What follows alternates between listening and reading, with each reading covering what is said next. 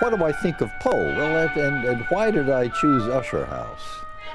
Well, I think it's so darned operatic. I love the last scene. The house comes down, and also it was a challenge because Poe gives you no story really. He gives you the last scene in great detail, then a few details before.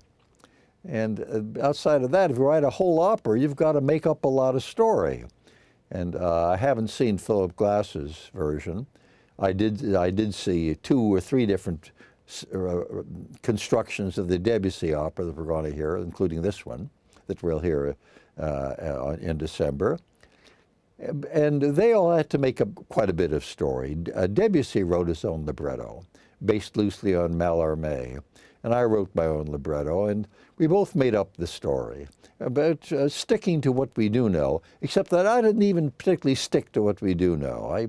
I turned Poe upside down, as you may have seen in my program notes. Poe is all about malaise, and it's authentic horror, it's an absolute masterpiece. But I wanted to get gallantry and valor and chivalry into the story, and so I make the 3 principal characters. That's Madeline, her brother Roderick, and the visitor, who I make to be Edgar Allan Poe. I make them the kind of kids that you'd want your children to marry, except that Madeline is mad, but sweet.